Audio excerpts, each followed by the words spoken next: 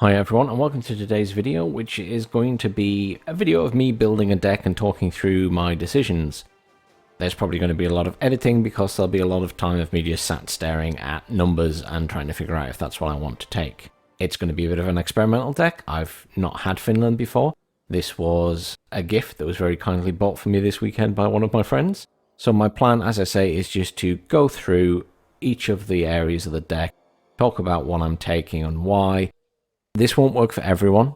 Some of the units that I think are good, other people will think are bad. People have different playstyles, so they'll want to take different units. This is definitely not a guide for you to copy and build your own deck from this. You need to figure out your playstyle and the type of units you want to play. But if it helps you with your process of thinking, then that's great.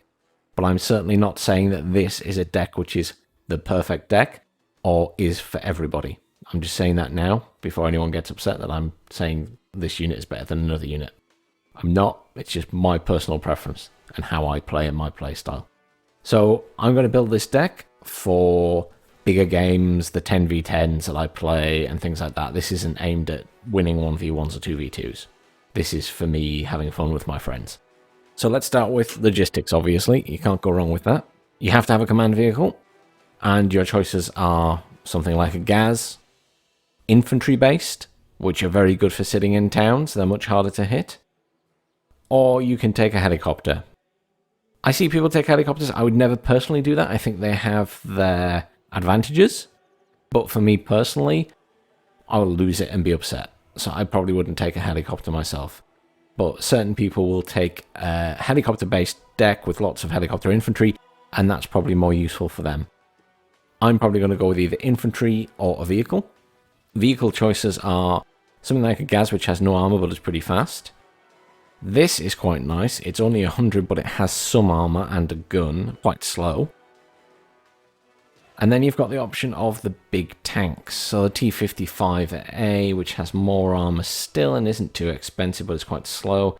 And then the T-72, which is a bit more expensive, but has a lot more armor. So this comes down to, what are you going to do with your command vehicle? Are you going to use it to defend itself and fight back, which is risky because someone might artillery it? But I've seen some people use T-80s to great effect, pushing the front line with them while also maintaining control of points with them. Yes, when they move and things, they lose control, but equally they can sit there and take over. And someone very recently took a T-80 into our base and stopped us being able to bring in reinforcements by sitting it in the corner, and there was nothing we could do. We couldn't bring an aircraft to blow it up because they'd nullified the point. I'm going to add a fob, because I always add a fob. It's good to have one in there. There's a couple of decks where I haven't bothered adding it, and then afterwards I'm like, oh, I wish I had the option to take it with me. You want something to bring in supplies, and that could be either a truck, a chopper. I like a little truck. I did used to take choppers, but they are big and expensive, and in these 10v10s I've been playing, I quite often don't feel like I have enough cash to bring them in. That said, that one's fairly cheap, 35 point. It's big though, and it can be shot down easily. It depends how close you want to get to the front line. So I'll probably take a little truck. Those are 15 and they carry 500. That little truck is 10 and it carries 500, but oh no, that carries 800, that one. Okay. And that's 800 at 15 as well. And there's not really much difference between them other than they're from different... Oh, hang on.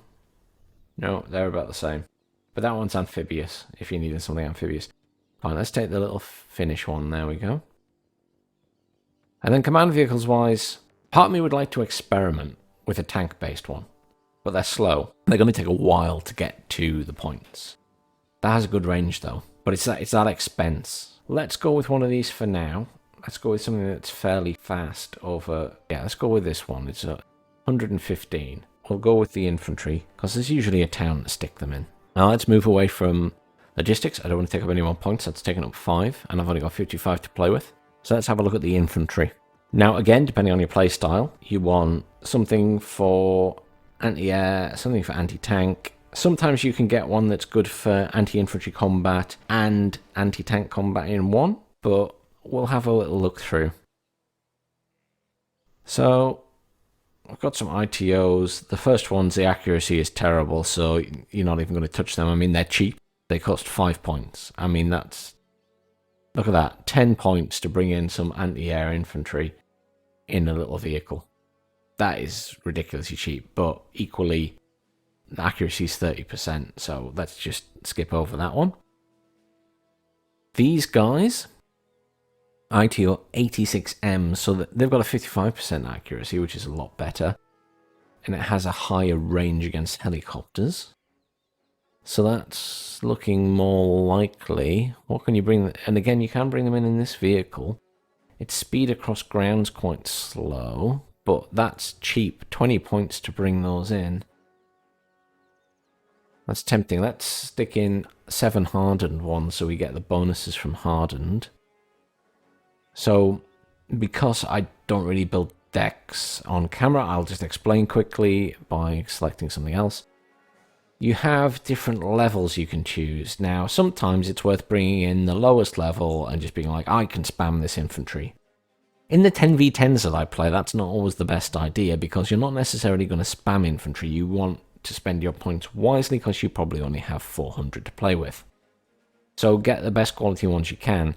So you'll notice here that hardened has more accuracy, faster morale recovery, etc., etc. These bonuses are a percentage of what they already have. So here, it's not like it would be 46, it would be 16% of 30%, if that makes sense. Right, Commandosi. These things have been an absolute nuisance in various games I've played recently. They are elite troops, right. So these things have been devastating, and I've seen lots of people bring them in. And you can bring them in something like a Scott 2, which is very fast. Scott 2 here, what does that have? Bigger machine gun, but I'm going to take some of those. I'm going to take elite ones. Nebeski Bretti, what have they got? RPGs, which have slightly lower range and much less accuracy than the Commandosis. Well, they're not bad. There's 15 of them in a squad. The strength 15 there, and their training is shock, so... Okay, we'll keep those guys in mind. The Panzer Jakari. I mean, the accuracy is not bad on that rocket, but the range, 525. I mean, they'd be fine in a forest, but move on. I mean, I would like some cheaper standard troops, but let's keep going. These are Panzer Jakari 90s. Okay, here we go. So they have a much better missile. 6 missiles, AP power 23, accuracy 50. We can bring them in as veterans. They aren't particularly cheap though, but they could come in a very cheap vehicle, making them a lot cheaper. Okay, so that's one to consider. What else we got? We've got these fellas from the Polish again. More of the same really, isn't it, with this low accuracy. I'm leaning more towards this one. But equally, it's only 10 points less than that. These are Conkers. I wouldn't even bother with those, but the Conkers, they've got a good range. The accuracy is so-so, and the Finnish don't really have anything to match the range there, I don't think. Unless they've got something down here. We'll have a look. They do have something there. Then we've got... What's the range on that? 2,400, 1,960. So the comparison between the two, we've got an accuracy of 55 versus 60. They cost 15 rather than 20, so they're a lot cheaper to bring in. Can you bring the Groms in with... Yes, you can. You can bring them in a Topaz. And the Topaz is speed of 60, 110, so it's not that exciting. Still only 2 troops for strength, so they're easy to kill. But they shouldn't be on the front lines necessarily. Very similar. 5-point difference for a little bit more range. That's tempting to switch to those. We'll keep those guys in mind then. It's just about balancing how much you're spending versus the benefit they're giving you. I would only get 4 of those if I brought in hardened ones, is the other thing. Let's have a look at these anti-tank. Okay, so they've got Conkers. So that's pretty good for 20. And what have these guys got? So that's AP power 20, and these guys have slightly lower range with a massively higher accuracy. Oh, so they'd be good against most tanks still because of the range. They're pretty good with an AP power of 21. And they only cost 20, so that's the same price. You're just losing a bit of range, but much higher accuracy. Hardened, you're only going to get 4. But we can bring them in a cheap vehicle. We don't necessarily need to bring them in an expensive vehicle. That said, could bring them in with something a little bit more exciting weaponry-wise and just accept that you'll use them, like these musties. What have they got? 95mm heat rockets. They're really fast on road and off-road. And the accuracy is not great, but AP power 16 on whatever that rocket launcher is.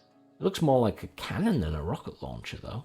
Poor stabilizer, but if you sat in a forest, got decent HE power as well. What else have they got? Oh, a Bushmaster. Now, I've been told those are good. Look at the accuracy on that for ground and helicopters.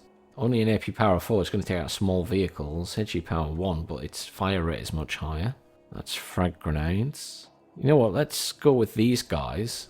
You can utilise the Bushmasters there to back up the other troops that are on the front line that you might have brought in for less. Oh, now do you bring trained? They already have quite high accuracy. And hardened you're only going to get 4, so in a long game, if you're going to lose them, I'm going to bring in trained. Because I think you're better off having more of them. But I might yet change my mind on that. So, some more Special Forces elite troops. These are from the Finnish side. They have really disappointing rockets. Not struck on those. Oh, there's some slightly better rockets. With the 90 variant. Elite, better accuracy, decent range. Expensive to bring in, and I feel like the Commandosi have better gear. And they've got more strength as well, for the same price. The Commandosi have 15, and these guys have only 10 strength, so yeah, let's skip over them. I was warned that the infantry for the Finnish are a bit mixed. What are these guys? Okay, so these are more... Aren't they the same as the one guy that was up here on his own? No, they're not. They're just similar. They cost 10. And these guys down here cost 15. And they have the musty. Not the best range, but I bet they'd be effective at taking out both infantry and they're good against little vehicles. Oh, even more than little vehicles. I mean, an AP power of 16 is reasonable if you're getting into close range combat. Let's keep going and maybe come back to then. So Sappers, I've seen more and more people using these recently, and they are good at what they do. These are just cheap infantry. I probably do need some more cheap infantry. I'll come back to them. I just need something cheap and cheerful. We'll have a go with these guys, because I'm genuinely curious what they can do. I want to bring them in as something cheap, though. Because they've already got a rocket-type weapon on them. So let's bring them in with the cheapest ones we can. We'll bring in hardened. And then all I'm missing is that other cheap infantry, but I'm using 12 of my 55 points. So let's move on.